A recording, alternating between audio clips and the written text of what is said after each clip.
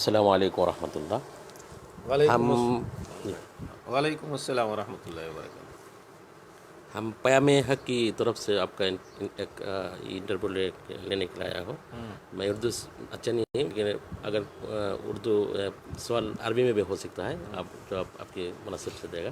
اچھا تو آپ کا ایک کتاب ہے اصلاح معاشرہ. جی. ہمارا معاشرہ جو ہے اس کو کس اصلاح کے لیے آپ پیغام دیا ہے؟ اصلاح معاشرہ میں نے جو اس وقت ہمارے معاشرے میں خرابیاں پائی جا رہی ہیں اس کے اسباب بیان کیے ہیں کہ کیا کیا چیزیں ہیں جو ہمارے معاشرے کو خراب کر رہی ہیں. پھر احادیث کے ذریعے سے اس کا علاج بتلایا گیا ہے کہ معاشرے کی اصلاح کے کیا کیا طریقے ہمیں اختیار کریں تو ہمارا معاشرہ جو اچھا جو ہو. یہ اس کا خلاصہ ہے. ہمارے معاشرے میں جو جہیز کا ایک طریقہ ہے متاثر ہوا ہے اور نکاح شادی میں بہت سارے یہ سب مشکلات ہے. رسومات ہیں. شریعت میں اس کی بالکل اجازت نہیں. اصلاح معاشرہ میں سب میں نے وہ باتیں جو لکھ رکھی ہیں.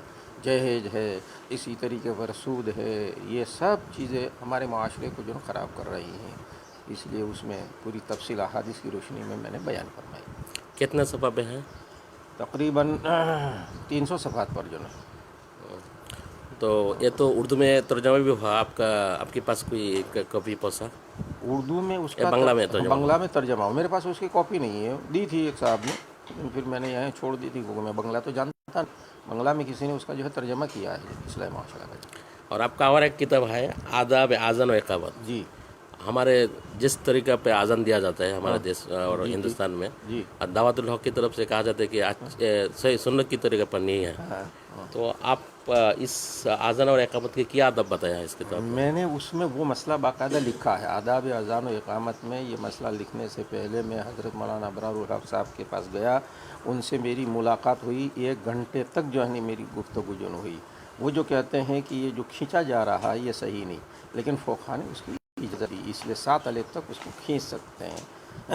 یہ میں نے اس میں صراحت کے ساتھ جو لکھ رکھا. پھر اس پر بھائی صاحب مولانا سعید احمد صاحب کا حاشیہ بھی ہے.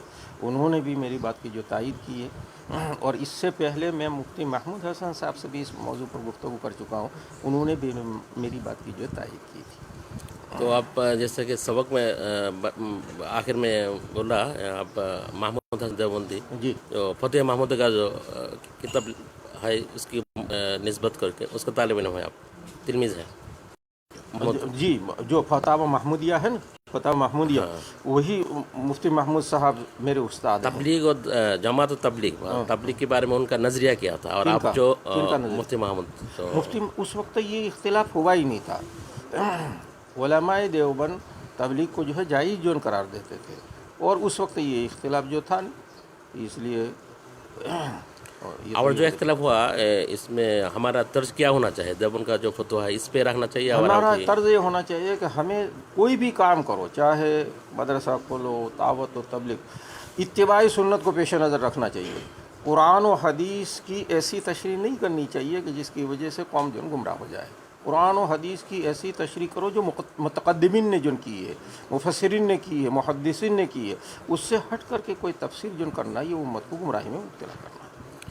تو علماء دیوبند کا جو آخری میں ایک میں نے فتویٰ دیکھا ہے انشورنس کے بارے میں, اب شاید آپ کو معلوم ہے جی جی کہ ناجائز فتویٰ دے دیا ہے. جی جی آپ کا رائے کیا ہے انشورنس اس میں انشورنس اصل میں کون سا ہے؟ ایک تو جو ہے مال کا جو ہے انشورنس جو ہمارے یہاں ہندوستان میں چونکہ بعض مرتبہ فسادات ہوتے ہیں اور فسادات کے اندر ہندو لوگ مال کو جو ضائع جو کرتے ہیں, تو اس لیے بعض مفتیان کرام اس کی اجازت دیتے ہیں اگر فتنہ سے بچانے کے لیے انشورنس کریں. لیکن اگر یہ حالات نہ ہو تو پھر انشورنس جو جائز نہیں جا سکتا. دارالعلوم کا فتویٰ ہے.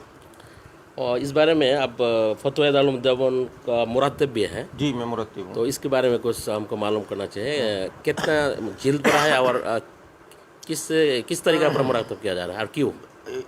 پہلے مفتی ظفیر صاحب نے اس کو مرتب کیا تھا قاری طیب صاحب کے زمانے میں. 1 سے 12 تک 12 جلدیں جو ہیں انہوں نے جو شائع جو کی تھی. پھر اس کے بعد یہ کام بند ہو گیا تھا. پھر یہ کام میرے سپرد جو کیا گیا، تو میں نے 13 سے 18 تک جو ہے جلدیں مرتب جو کی، یعنی 6 جلدیں میں نے مرتب کی ہیں 13 سے لے کر کے 18 تک۔ 18 پر جا کر کے مفتی عزیز الرحمان صاحب کے فتاویٰ مکمل ہو گئے۔ جب یہ فتاویٰ مکمل ہو گئے تو مجھے آگے مفتیوں کے فتاویٰ مرتب کرنے تھے، مفتی شفیع صاحب وغیرہ کے، لیکن دارالعلوم کی شورا نے یہ کہا کہ شروع کی جو 12 جلدیں ہیں اس کو اثر نو مرتب کیا جائے، اس میں کچھ تسامحات ہیں، اس لیے اس کو جو ختم جو کیا جائے، اور جس طرح آخر کی 6 جلدیں آپ نے مرتب کی، اس طرح 12 جلدیں جو شروع کی ہیں اس کو مرتب کرو۔ تو اب میں پھر سے وہی اول سے لے کر کے 12 تک کی جو ترتیب کا کام کر رہا ہوں۔ 4 جلدیں جو چھپ چکی ہیں، 5ویں جلد پر جو کام جو ہو رہا ہے۔ اس کا مزہ کیا ہے اور امتیاز کیا ہے؟ پہلے جو تھا میں نے ایسا کیا ہے، مفتی ظفیر صاحب نے ملتے جلتے مسائل کو الگ الگ کر دیا تھا۔ ایک مسئلہ یہاں ہے، پھر ایسا ہی مسئلہ 5 صفحے کے بعد آ رہا ہے، پھر ویسا ہی مسئلہ جو آ رہا ہے 10 صفحے کے بعد، تو میں نے سب کو اکٹھا کر دیا، ملتے جلتے مسائل پر ایک عنوان قائم کیا، اور ایک عنوان قائم کر کے اس کے تحت جتنے بھی مسائل آ سکتے تھے یہ سب ڈھونڈ کر کے جو کر دیا۔ دوسری بات یہ کہ حواشی تھے جو مفتی ظفیر صاحب کے، وہ فتوے سے مطابق نہیں تھے، فتوے میں کچھ بات لکھ رکھی ہے اور حاشیہ جو الگ، تو میں نے وہ حاشیہ نکال دیا، اور جو صحیح حاشیہ ہونا چاہیے وہ حاشیہ میں نے اس کی جگہ پر نکال دیا۔ یہ میں نے جو کام کیا۔ تو کہا جاتا ہے کہ فتویٰ کے ساتھ حدیث اور قرآن رکھنا چاہیے، جیسے اہل حدیث علماء کہتے ہیں، جی لیکن ہمارے صرف مجرد مسائل رہتے ہیں، جی، مجرد تو مدلل نہیں ہوتے ہیں۔ اس بارے میں آپ کا رائے کیا ہے؟ اصل میں فتویٰ 2 طرح کا جو ہوتا ہے، ایک تو ہم عام آدمی کو مسئلہ بتلاتے ہیں، وہاں آپ فقہ کی کتابوں کا حوالہ دیں یا حدیث کا حوالہ دیں تو اس کو کیا پلے پڑے گا، کچھ بھی نہیں سمجھے گا۔ ہاں، اگر کوئی عالم مسئلہ جو پوچھتا ہے تو پھر اس کو قرآن و حدیث کے ذریعے سے بھی آپ مدلل کر سکتے ہیں۔ پہلے لوگ فقہ کی بات پر اعتماد کرتے تھے، اس لیے فقہ کی کتابوں کا جو تذکرہ جو کیا جاتا تھا، اب لوگ جو ہے اس پر شک ظاہر کرتے ہیں، تو اس لیے مفتیان کرام فقہ کی کتابوں کے ساتھ حدیث کا بھی حوالہ دے رہے ہیں۔ اور کوئی کہتا ہے کہ فقہ حنفی حدیث پر موقف نہیں ہے اور حدیث کوئی نہیں ان کے پاس، حضرت شاہ ولی اللہ فرماتے ہیں کہ فقہ حنفی سنت سے سب سے زیادہ قریب تر ہے۔ امام ابو حنیفہ رحمۃ اللہ علیہ کا کوئی بھی مسئلہ حدیث کے خلاف نہیں، جتنے بھی مسائل انہوں نے مستنبط کیے ہیں قرآن و حدیث سے جو مستنبط کیے ہیں، اور شاہ ولی اللہ جیسا محدث جو کہتا ہے کہ کوئی فقہ حنفی سب سے زیادہ سنت سے جو اقرب جو ہے، اس لیے اس کا جو فالو کرنا چاہیے اور اسی کی جو اتباع جو کرنی چاہیے۔ اور جو احوال شخصیہ جو ہے، یعنی ہمارا آئلی مسائل جو ہے، ان کے بارے میں اگر کوئی حکومت کوئی دباؤ ڈالے تو مسلم امہ کو کیا کرنا چاہیے؟ ہمارے آئلی مسائل جو ہے ان کے لیے لا طاعۃ لمخلوق فی معصیۃ الخالق، حدیث پاک میں فرمایا گیا ہے۔ ایک تو ایسے مسائل ہیں آئلی جو یعنی شریعت سے ٹکراتے نہیں، اس میں تو ٹھیک ہے کہ آپ اس کو مان لیں، لیکن جو احکام شریعت سے جو ٹکرا رہے اس میں ہم کسی کی اتباع نہیں کریں گے۔ لیکن عدالت سے اگر کوئی فیصلہ آ جائے، فیصلہ عدالت میں جائے کیوں مسلمان؟ مثلا ہمارے یہاں ہندوستان کے اندر 3 طلاق اگر کوئی دے گا تو اس کو جو ہے طلاق شمار نہیں کیا جائے گا، یہ حکومت کا فیصلہ ہے۔ اب ہم اس کو مانیں گے نہیں، ہم عدالت میں جائیں گے نہیں۔ یہ مسلمانوں کی جو کمی ہے کہ وہ عدالت میں جا رہے ہیں غلط فیصلہ لینے کے لیے، جب معلوم ہے کہ عدالت صحیح فیصلہ نہیں کرے گی تو مسلمانوں کو اس کی طرف رجوع نہیں کرنا چاہیے۔ اور ایک مسائل میں شیعہ جو ہے اور اہل سنہ جو ہے اور جو فرقہ باطل ہے اختلاف کرتے ہیں، جی، تو اس بارے میں ہمارا کیا کرنا چاہیے؟ اتفاق کے بارے میں اتفاق ہو ہی نہیں سکتا ہے بھئی، اہل السنہ والجماعہ کا طریقہ ہمیں اختیار کرنا ہے، یعنی جو قرآن و حدیث سے طریقہ جو ثابت ہوگا وہی ہم جو اپنائیں گے، دوسرا طریقہ اختیار نہیں کریں گے۔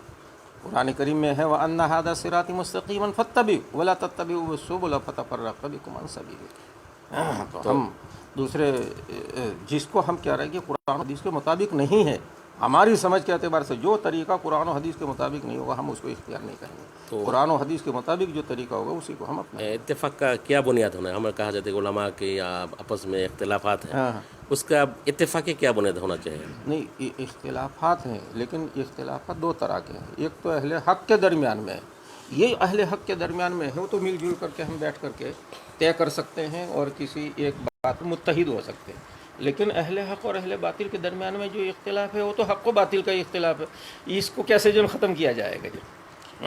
آپ کے کتاب ہے محاضرات رد خانی، جی، آپ اگر رد خانیت کے بارے میں کچھ بتلائیں، کیا ہے؟ اختصار میں؟ رضا خانیت کا مدار دو باتوں پر ہے۔ رضا خانیت ایک مستقل مکتبہ فکر ہے اور اس کا مدار دو باتوں پر ہے۔ ایک انبیاء اور اولیاء کی محبت میں حد سے زیادہ غلو کرنا، انبیاء اور اولیاء کی محبت میں اور عقیدت میں حد سے زیادہ غلو کرنا، اور رسوم و بدعات کو موضوع اور ضعیف روایتوں کے سہارے مستحسن قرار دینا۔ ہم انبیاء سے اور اولیاء سے محبت نہیں کرتے ہیں، محبت جن کرتے ہیں، لیکن آپ محبت میں آگے بڑھ جائیں اور کہیں کہ حضور پاک صلی اللہ علیہ وسلم مختار کل ہے، حضور پاک صلی اللہ علیہ وسلم حاضر و ناظر ہیں، یہ باتیں تو قرآن و حدیث سے ثابت نہیں۔ آپ محبت میں حد سے زیادہ غلو نہیں کریں گے۔ قرآن کریم میں کہا گیا ہے یا اہل الکتاب لا تغلو فی دینکم، اے اہل کتاب دین کے معاملے میں غلو نہ کرو۔ عیسائیوں نے حضرت عیسیٰ علیہ السلام کو خدا کا بیٹا جن قرار دے دیا، یہ حضرات حضور پاک صلی اللہ علیہ وسلم کو مختار کل جو قرار دیتے ہیں۔ تو ایسا غلو جو قرآن و حدیث کے خلاف ہے وہ ہم برداشت نہیں کریں گے، ہم اس کو قبول نہیں کریں گے۔ رضا خانی اس میں حد سے زیادہ جن غلو کرتے ہیں۔ اور کتنے سال پہلے یہ آپ کا محاضرہ تھا اور کوئی چھاپے ہوئے ہے کتنے سبب پہ؟ یہ سن 1314 سے محاضرات جو شروع ہوئے اور باقاعدہ دارالعلوم اس کو چھاپتا ہے اور چھاپ کر کے پھر طلباء میں تقسیم کرتا ہے، پھر وہی محاضرہ میں جن پیش کرتا ہوں۔ تو 1314 سے نہیں 1414 یہ تو 1441 چل رہا ہے، تو 1414 سے یہ محاضرات میں نے پیش کرنا جو شروع کیے ہیں، اور 6 محاضرے ہیں الگ الگ، کیونکہ ظہر سے عصر تک محاضرہ پیش کیا جاتا ہے، تو اتنی ہی باتیں بیان کی جاتی ہیں کہ 2 گھنٹے میں مکمل ہو سکے، تو اس لیے 6 محاضرات میں جو تقسیم کر دیا پورے موضوع کو رضا خانیت کے موضوع کو 6 محاضروں کے اندر میں نے منقسم کیا ہے۔ اس میں کسی میں 50 صفحے ہیں، کسی میں 40 صفحے ہیں، کسی میں 60 صفحے ہیں، اس طریقے پر مختلف جو ہیں۔ تو ہاں، آپ اگر ہم نے پیغام حق کی جو اصل بات ہے غیر مسلم دعوت کی اسپیڈ پیدا کرنا ہے، تو غیر مسلموں کو دعوت دینے کے طریقہ آپ کے نظریے میں کیا ہے اور کتنی ضرورت ہے؟ سارے جہاں میں تو مسلمان کم ہے اور غیر مسلم زیادہ ہے۔ غیر مسلم کو دعوت دینے کا طریقہ تو حضور پاک صلی اللہ علیہ وسلم نے حدیث پاک میں بتلایا ہے۔ جب حضرت معاذ رضی اللہ عنہ کو یمن بھیجا تھا تو کہا تھا کہ تم سب سے پہلے توحید کی جو ہے دعوت دینا، جب وہ توحید کو جو قبول کر لیں تو پھر ان کو بتلانا کہ تم پر 5 وقت کی نماز جن فرض ہے، جب اس کو قبول کر لیں تو پھر تم ان کو حکم دینا کہ زکوٰۃ بھی جن فرض ہے جو تمہارے مالداروں سے لی جائے گی اور تمہارے غریبوں کو جو دی جائے گی۔ تو ہمیں تدریج استعمال کرنا، تدریجاً جو دعوت جو دینی چاہیے۔ سب سے پہلے ہم اس کو توحید کی جو دعوت دیں گے کہ بھئی اللہ ایک ہے، مالک سب کا جو ایک ہے، یہ بتوں کی جو تم پوجا کرتے ہو اپنے ہاتھوں سے جو بناتے ہو اور پھر اسی کی پوجا کرتے ہو تو عقل کے خلاف ہے۔ تو توحید کی جو دعوت دینی چاہیے، پھر جب اس توحید کو تسلیم کر لے پھر اس کے بعد اسلام کے احکام اس کے سامنے پیش کرنے چاہیے۔ لیکن یہاں میں ہمارا غفلتی بھی ہے، ہم اپنے ذمہ داری جو ادا نہیں کر رہے ہیں، جی آپ محسوس کر رہے ہیں؟ جی، آپ کے یہاں غفلت، آپ بنگلہ دیش میں ہیں چونکہ اکثریت میں ہیں، آپ یہاں دعوت دینا چاہیں تو دعوت دے سکتے ہیں، نہیں دے رہے ہیں تو آپ غفلت کر رہے ہیں۔ ہماری انڈیا میں تو مشکل ہے، اس لیے وہاں نہیں کہہ سکتے کہ ہم غلط میں جائیں۔ تو حضرت مولانا کالم صدیقی جو یہاں بھی آیا تھا، ان کی جو دعوتی منہاج ہے آپ کا معلوم ہے؟ جی معلوم ہے، ان کا میں نے ان کی سپورٹ بھی کرتے ہو؟ نہیں، سپورٹ نہیں کرتے، ہم سپورٹ نہیں کرتے ان کو۔ وہ دعوت دے رہے ہیں، ان کا موضوع الگ ہے، ہمارا موضوع الگ ہے۔ مثلا دعوت و تبلیغ کا کام ہے، یہ مستقل جو ہے دین کا کام ہے کہ نہیں، لیکن ہم دعوت و تبلیغ میں حصہ نہیں لیتے، ہم تو پڑھانے میں حصہ لے رہے ہیں۔ ایسے ہی ان کا جو غیر مسلمین میں دعوت کا جو کام ہے وہ ان کا ہے، اس میں ہم دلچسپی نہیں لیتے نا اس میں۔ ٹھیک ہے، اس بارے میں جانے رہتا ہوں۔ آپ کا کتاب ہے الخیر الکثیر شرح الفاظ الکبیر۔ ہمارے درس نظامی کی جو نصاب ہے ان میں ایک ہی کتاب ہے اصول حدیث یا اصول تفسیر کا، تو اس کتاب کے بارے میں کیا شرح آپ کیا، کیوں کیا؟ اس کتاب کے بارے میں خود شاہ ولی اللہ نے بیان فرمایا ہے مقدمے میں۔ حضرت شاہ ولی اللہ نے مقدمے میں لکھا ہے کہ پوری زندگی آپ تفسیر کی کتابیں پڑھتے رہو اور مفسرین کے سامنے زانو ادب طے کرتے رہو، پھر بھی تمہیں وہ باتیں حاصل نہیں ہوں گی جو اس چھوٹے سے رسالے سے تمہیں ملیں گی۔ یہ مبالغہ نہیں، یہ حقیقت ہے۔ آپ تفسیر جن پڑھتے چلے جاؤ لیکن کہیں اصول بیان ہی نہیں کیے جائیں گے۔ حضرت نے تفسیر کے ایسے اصول جو بیان کیے ہیں کہ کسی تفسیر میں نہیں ملیں گے، کسی کتاب کے اندر جو نہیں ملیں گے۔ اور حضرت خود اس فن کے مجید ہیں. اس سے پہلے اصول تفسیر میں کوئی کتاب لکھی نہیں گئی. حضرت نے جو لکھی اور فن کو بالکل حرف آخر کر کے جو چھوڑا. ایسی باتیں حضرت نے جو لکھ رکھی ہے کہ اگر آپ اس کو اچھے طریقے پر سمجھ جائیں تو قرآن کریم کا سمجھنا آپ کے لیے آسان ہو جائے. کتنے صفحہ پہ؟ الخیر القصیر 500 صفحے. 500 صفحے. اس میں متن بھی ہے, اس کا ترجمہ بھی ہے, اور شرح بھی 500 صفحات پر مشتمل ہے. حضرت دارالعلوم دیوبند کی جو فتویٰ ہے وہ انگلش میں بھی دیا جاتا ہے. انگلش میں ہمارے مفتین کے لیے انگریزی زبان سیکھنا کتنا ضرورت ہے؟ عالمی دعوت کے لیے کیا, ویسے بھی عام ضرورت کے لیے بھی انگلش ضروری ہے. کسی زمانے میں ہمارے مدرسوں میں فارسی جو ہے زبان جو داخل کی گئی تھی. کیوں؟ اس لیے کہ ہندوستان میں مغلیہ سلطنت کی جو زبان تھی وہ فارسی تھی. تو فارسی جو سیکھتا تھا وہی تو کوئی کام کر سکتا تھا. تو اس زمانے میں انٹرنیشنل زبان ہے وہ انگریزی, اس لیے انگریزی کا سیکھنا جو ضروری ہے, اس میں کوتاہی نہیں کرنی چاہیے. اور علماء ہند اور علماء پاکستان تدریسی ذمہ داری کے ساتھ تجارت بھی کرتے ہیں. تجارت بھی کرتے تو ہیں. ہمارے بنگلہ دیش میں تھوڑا کم ہے. اس بارے میں آپ کا علماء کو کیا کرنا چاہیے؟ تجارت کے 2 طریقے. علماء جو تجارت کرتے ہیں اس کے 2 طریقے. ایک تو تجارت کو اصل بنا رکھا ہے اور تدریس کو جو ہے ثانوی درجہ دے رکھا ہے. یہ تو ایسا ہے جیسے دھوبی کا کتا نہ گھر کا نہ گھاٹ کا جو نہیں وہ کرے. لیکن اصل تدریس بنا ہے اور ضمنی طور پر کوئی تجارت جو کرے تھے تو مطلوب ہے. امام ابو حنیفہ رحمۃ اللہ علیہ تجارت کرتے تھے نہیں کرتے تھے. ایک طرف جو بہت بڑے فقیہ بھی تھے, لوگوں کو حدیث بھی پڑھاتے تھے, فقہ بھی پڑھاتے تھے, اور دوسری طرف تجارت بھی جو کرتے تھے. اس لیے تھوڑی بہت جو تجارت کرنی چاہیے, کیونکہ اگر آپ کے ہاتھ پیر مضبوط ہیں تو آپ دین کی خدمت زیادہ کر سکتے ہیں, اور اگر آپ کے پاس کچھ نہیں ہے تو پھر آپ دین کی خدمت کامل طریقے پر نہیں کر سکتے. مطلب ایک ہمارے طرف سے ہے کہ اردو اور فارسی جو ہے مدرسے کا ایک زبان تھا تعلیمی, لیکن ہمارے بنگالی کے لیے کون زبان اس تعلیم کی وسیلہ ہونا چاہیے؟ یہاں وسیلہ تو بنگلہ ہی ہوگا. لیکن تعلیم چونکہ مادری زبان یہاں بچے کی ہے بنگلہ, تو اس لیے بنگلہ ہی میں جو تعلیم ہوگی. لیکن اردو بچوں کو سکھلانی چاہیے, اتنی سکھلانی چاہیے کہ وہ آسانی سے بول بھی سکیں اور سمجھ بھی سکیں, کیونکہ ہمارے اکابر کے جتنے بھی علوم ہیں سب اردو زبانوں میں ہیں. اردو زبان اگر وہ جانتے ہوں گے تو ہمارے اکابر کے علوم سے وہ مستفید ہوں گے, اور اردو سے ناواقف ہوں گے 3 علوم سے وہ مستفید نہیں ہوں گے. عربی زبان میں بہت سے جو علوم ہیں, لیکن ہمارے اکابر کے جو علوم ہیں وہ تو اردو زبان میں ہیں. تو اردو زبان میں جب تک واقف نہیں ہوں گے وہ کیسے اس میں مہارت حاصل کریں گے؟ تو نحو اور صرف کا جو کتاب آپ فارسی میں پڑھایا جاتے ہیں, تو کچھ کتاب تو اردو میں منتقل کیا. تو ہمارے دیش میں کس زبان میں نحو صرف پڑھانا چاہیے, اردو میں یا تو بنگلہ میں؟ وسائل علم جو ہے نفسیات کے جو حضرات ماہر ہیں انہوں نے ایک بات کہی کہ کسی بھی فن کی بنیادی تعلیم مادری زبان میں ہونی چاہیے.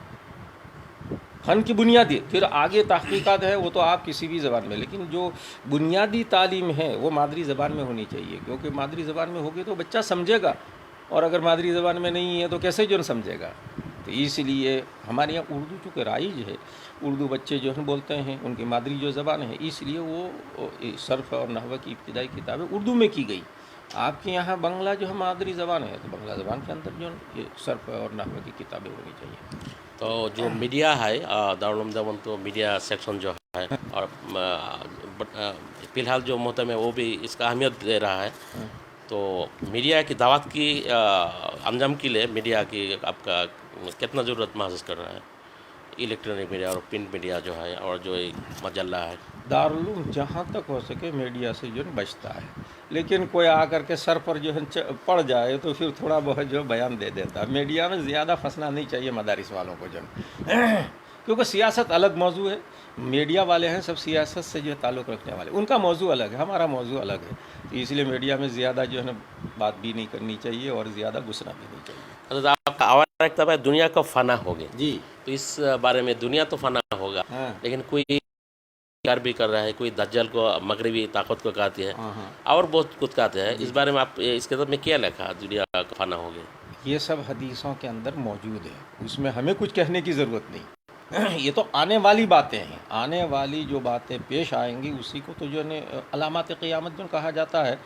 یہ مغرب کہتے ہیں کہ دجال مراد مغربی جو ہے ترقی ہے, یہ سب غلط. दज्जाल के जो औसाफ अहादीस में जो बयान किए गए हैं कि काना होगा, एक आँख ऐसी होगी और ऐसा होगा, ये सब हकीकत पर जो महमूल जो कर रहा है, उसके सब की तफसीलात मैंने लिख रखी है।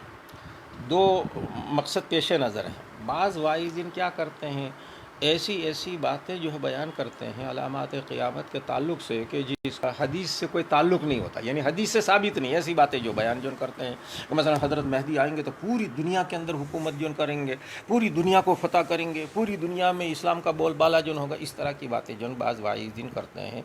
इसकी मैंने जो है तरदीद की है, और हदीस से जो चीज़ें साबित हैं सिर्फ उसी को मैंने बयान किया है। हज़रत मेहदी जब ज़ाहिर जो होंगे तो बहुत से लोग कहते हैं कि वो हिंदुस्तान पर सबसे पहले जो हमला करेंगे और ग़ज़वा हिंद का जो है तज़किरा जो करते हैं। हज़रत मेहदी के तज़किरे में कहीं ये है ही नहीं। हज़रत मेहदी जब ज़ाहिर होंगे तो वो सुफियानी लश्कर जो भेजेगा, उसको जब ख़त्म जो करेंगे, मकाम वैदा में जब वो ज़मीन में धंस जाएगा तो सब लोग जाएंगे, हज़रत मेहदी के हाथ पर बैत करेंगे, फिर उसके बाद मुल्क शाम जाएंगे, वहाँ जंग करेंगे, फिर रूम फतह करते हुए कुस्तुनतुनिया पहुँचेंगे। जब कुस्तुनतुनिया पहुँचेंगे तो दज्जाल निकल चुका होगा, तो वापस आ जाएंगे। उसमें हिंदुस्तान का कहीं तज़किरा नहीं, अमेरिका का कहीं तज़किरा नहीं, यूरोप का कहीं तज़किरा नहीं है। तो इसलिए ये मुबालगे वाली बातें होती हैं, वो सही नहीं।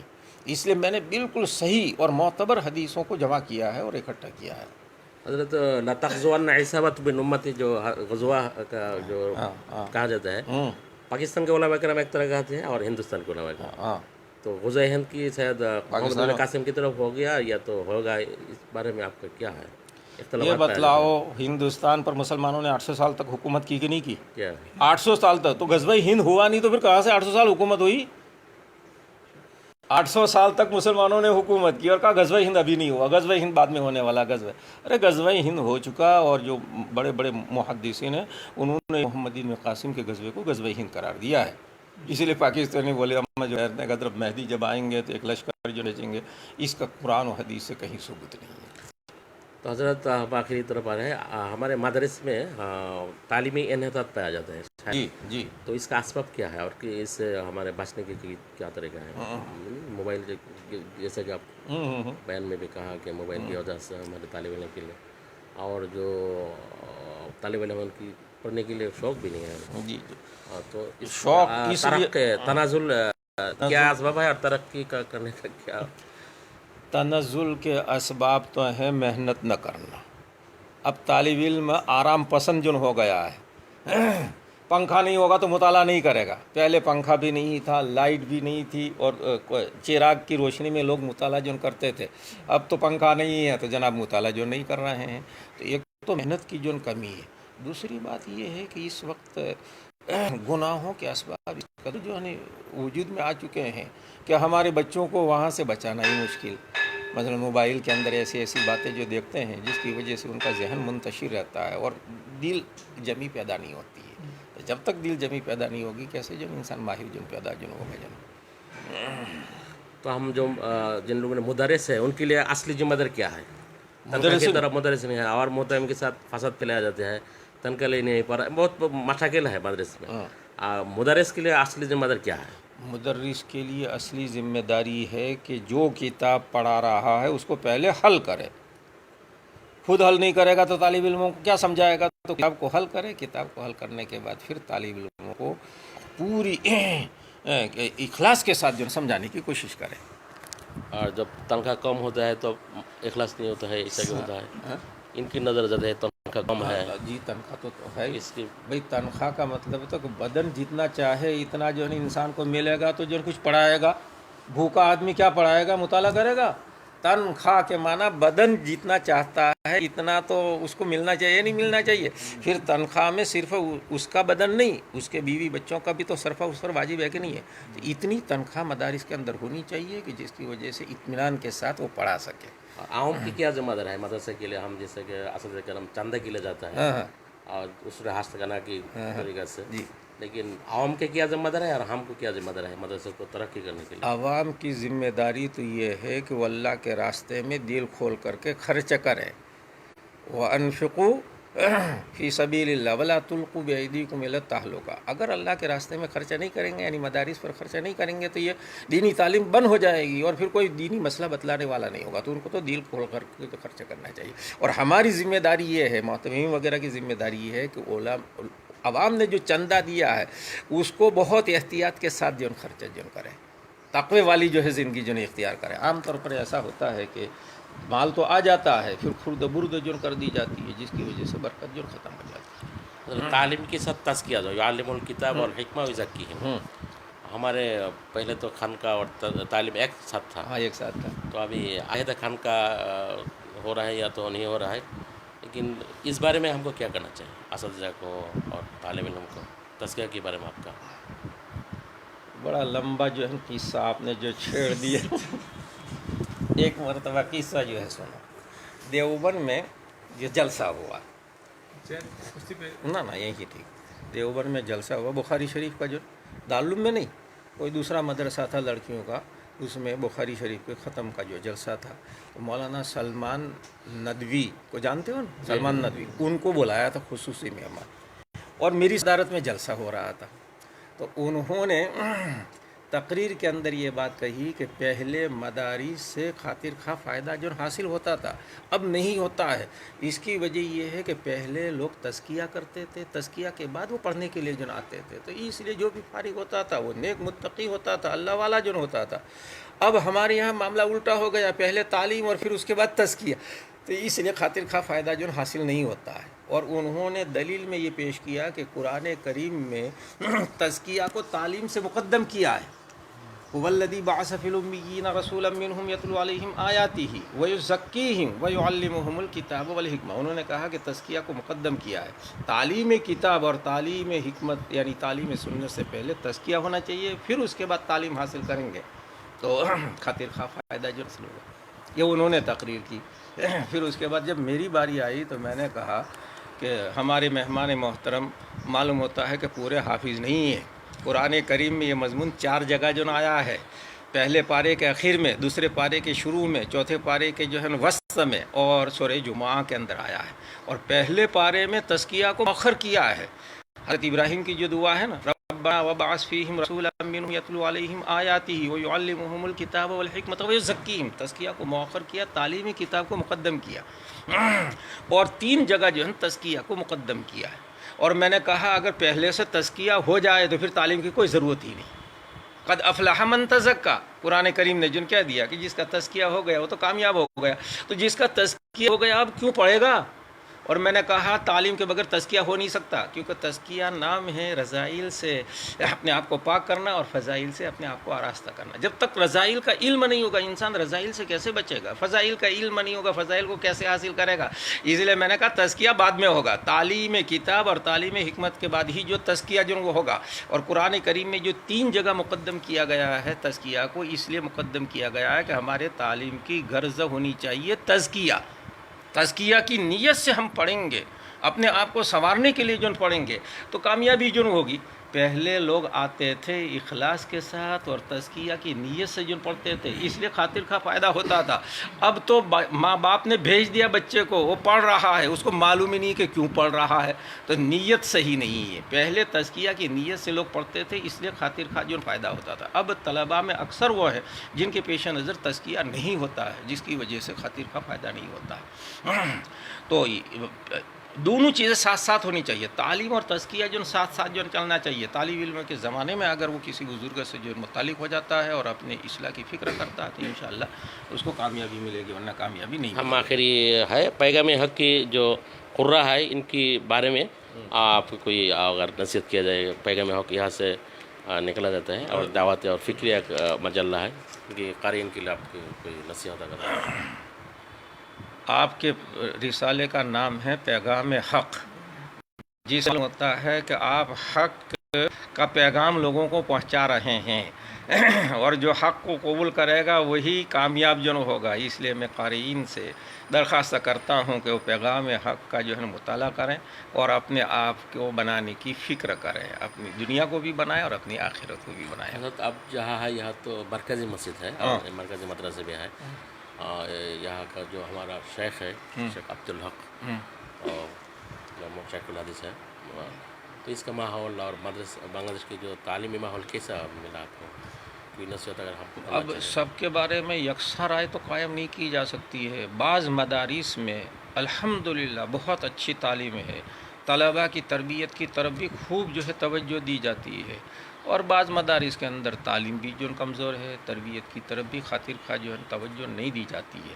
لیکن بعض بنگلہ دیش کے اندر ایسے مدرسے ہیں کہ جن کے یہاں تجوید کا بڑا جو اہتمام ہوتا ہے، اور تعلیم میں بھی مختلف جو ہے تخصصات ہیں، اس کی طرف جو توجہ دی جاتی ہے اور بہترین طلباء کو تیار جو کیا جاتا ہے. تو اس لیے عمومی حالات اچھے ہیں. اللہ تعالی مزید مدرسوں کو ترقی سے جو ہے نوازے اور ان کی اصلاح کی فکر فرمائے. آخری سوال ہے، آپ شاید ہم نے سنا ہے کہ مفتی شیخ الحدیث سعید پالن پوری کا بھائی ہے، سنا ہے ہم نے، تو آپ کی نظر میں آپ کا بھائی کیسا ہے؟ اور آپ جو میں نے یہاں بہت سارے علماء سنا ہے آج، تو پالن پوری سعید پالن پوری بھی آ رہا ہے. اچھا، تو اسی سوال سے بھائی کون سا ہے؟ مولانا سعید احمد صاحب کا جو بھائی کون سا ہے، کس کے بارے میں آپ پوچھ رہے ہیں؟ دو پالن پوری آپس میں بھائی ہے. بھائی ہیں، ہم 3 بھائی ہیں. سب سے بڑے ہیں مولانا سعید احمد صاحب پالن پوری، سب سے چھوٹے ہیں مولانا حبیب الرحمن صاحب پالن پوری، جو سورت میں پڑھاتے ہیں، بخاری شریف ایک جگہ پڑھاتے ہیں اور ترمذی شریف پڑھاتے ہیں، وہ ہمارے چھوٹے بھائی. اور میں بیچ میں ہوں، محمد امین پالن پوری، یہ میں خیر الامور اوسط ہوں.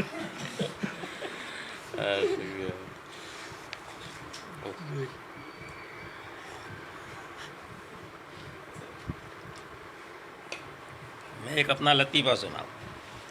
میں پہلے مظاہروں میں پڑھنے کے لیے گیا، تو اس وقت مولانا اسد اللہ صاحب رامپوری جو حضرت تھانوی کے خلیفہ تھے، وہ حیات تھے. وہی ناظم تھے اور شاعر تھے، فی البدی جو شعر جو کہتے تھے.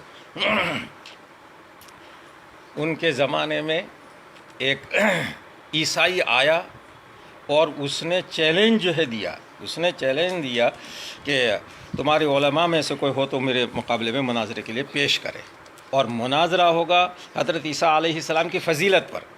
وہ تو حضرت عیسیٰ کو افضل کہتے ہیں، ہم حضور پاک صلی اللہ علیہ وسلم کو افضل جو کہتے ہیں، تو کہتے ہیں فضیلت عیسیٰ پر جو مناظرہ ہوگا، لیکن شرط یہ ہے کہ اشعار میں، شرط یہ اشعار کے اندر جو ہے نہیں مناظرہ جو ہوگا. اب علماء تو شاعر نہیں ہوتے ہیں، اور جو شاعر ہوتے ہیں وہ دین سے واقف نہیں ہوتے، تو بڑی پریشانی. تو دلی سے چیلنج دیتا ہوا سہارنپور پہنچا، تو حضرت مولانا اسد اللہ صاحب نے کہا کہ اس کو کہہ دو ہم مناظرہ کریں گے، اور اشعار کے اندر مناظرہ جو ہوگا. اب وہ عیسائی پادری جو تھا وہ آیا، حضرت عیسیٰ کی فضیلت کو ثابت کرنے کے لیے اس نے ایک مصرع پیش کیا. فلک پہ حضرت عیسیٰ محمد سا بشر نیچے، فلک پہ حضرت عیسیٰ محمد سا بشر نیچے. ہمارے عقیدے اعتبار سے حضرت عیسیٰ علیہ السلام آسمان پر زندہ ہے کہ نہیں، اور حضور پاک صلی اللہ علیہ وسلم مدینہ منورہ میں آرام فرما ہے زیر زمین. جو اوپر ہوتا ہے افضل، نیچے ہوتا ہے مفضول. ایک ہی شعر میں اس نے ثابت کر دیا، فلک پہ حضرت عیسیٰ محمد سا بشر نیچے. یہ اسی کا عیسائی کا ہے، اس لیے محمد یعنی محمد جیسا انسان تو نیچے ہے، اور حضرت عیسیٰ علیہ السلام آسمان پر ہے، حضرت عیسیٰ افضل ہوئے، ثابت کر دیا. اب حضرت کھڑے ہوئے اور جواب دیا کہ یہ دریا ہے نبوت کا، ہو بابو پر گوہر نیچے، ہو بابو پر گوہر نیچے. ہو بابو بلا جن ہوتا ہے وہ اوپر ہوتا ہے، موتی کہاں ہوتا ہے؟ سمندر میں ہوتا ہے. تو اس سے یہ قاعدہ نکالنا کہ جو اوپر ہو افضل نیچے ہو مفضول، غلط ہے. یہ دریا ہے نبوت کا، ہو بابو پر گوہر نیچے. تو وہ خاموش ہو گیا. تو یہ میں نے بتلایا کہ فی البدی جن شاعر تھے، میں ان کی خدمت میں حاضر ہوا، میں ان کی خدمت کرتا تھا. جب پہلی مرتبہ حاضر ہوا تو انہوں نے مجھ سے پوچھا کہ بیٹا تمہارا نام کیا؟ میں نے کہا محمد امین، محمد امین. تو ابھی میں نام بتلا کر کے فارغ ہی نہیں ہوا تھا کہ حضرت نے کہا عزیزم مکرم، عزیزم مکرم محمد امین، عزیزم مکرم محمد امین، خدا تم کو رکھے ہمیشہ امین.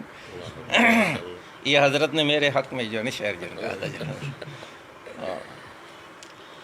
اللہ تعالیٰ ان کی قبروں کو نور سے منور فرمائے، ان کے درجات. تو شکریہ ہے آپ کا. آپ کا عمر کتنا حضرت؟ 70 سال. 70 سال.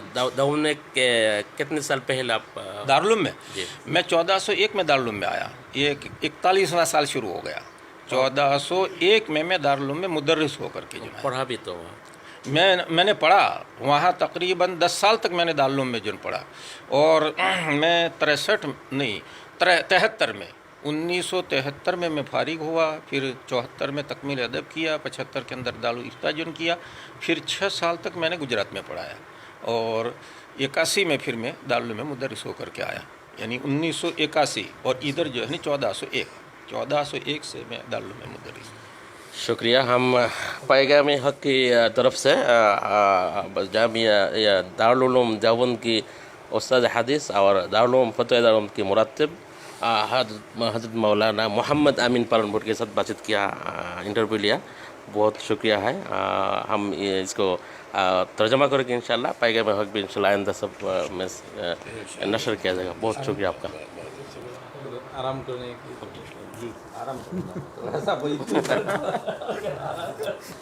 اور میں صاحب کے ساتھ لوی عبداللہ، شکریہ ہے سب کا۔